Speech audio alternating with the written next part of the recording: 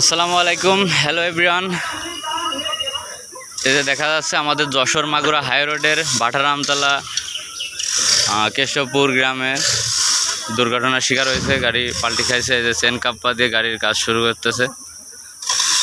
তো এটা এখানে এই যে বটগাছ কেষ্টপুরের এখানে প্রায় এই দুর্ঘটনা হয়ে থাকে। তো এই চেন কাপ্পা দিয়ে গাড়ির কার্যক্রম শুরু হচ্ছে, গাড়িটাকে উঠানো হবে। পিছনে অনেক জ্যাম বেঁধে গেছে। তো এখানে যারা আমাদের যশোর মাগুরা হাই রোডের কাজকর্ম গাড়ি ঘোড়া চালান সাবধান যাবেন। এই যে জায়গাটা এটা হচ্ছে কেষ্টপুরে বটতলা। এখানে দুর্ঘটনা হয় মাঝে মাঝে দেখা যায়। তো এই যে গাড়ির কাজ চলতেছে, গাড়িটা পাল্টি খাইছে। এখানে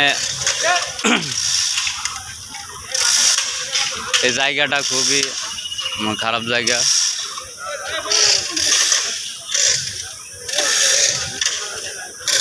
প্রায় দুর্ঘটনার শিকার হয় সবাই।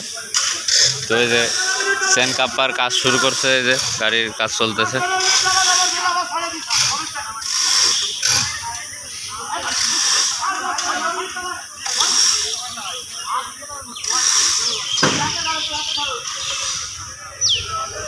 তো যারা রোডে থাকেন, গাড়ি চালান, ড্রাইভিং করেন, তারা খুব সাবধানে থাকবেন। আর সময় আছে, জীবনের মূল্য অনেক বেশি। অল্প একটুর জন্য আপনার জীবনে ঘটে যেতে পারে ভয়াবহ দুর্ঘটনা। তো সবাই সাবধানে গাড়ি চালাবেন। আর ঘুম অবস্থায় গাড়ি চালাবেন না।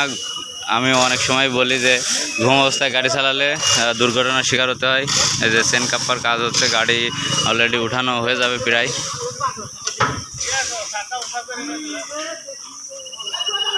গাড়ির কাজ কাম চলছে, অনেক জ্যাম বেঁধে গেছে।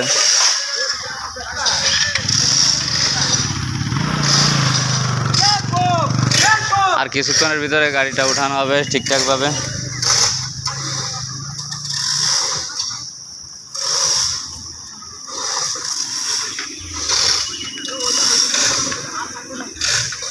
সময় এসছে, জীবনের মূল্য অনেক বেশি। তাই যারা ড্রাইভিং করেন খুব সাবধানে ড্রাইভিং করবেন। একটা দুর্ঘটনা হলে আপনার পরিবার সব কিছু আপনারই নষ্ট হবে। এজন্য যতদূর সম্ভব সবাই সাবধানে চলাচল করবেন।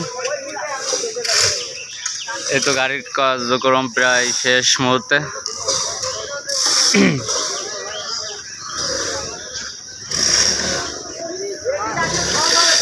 রাস্তার মাঝে অনেক জ্যাম বেঁধে গেছে।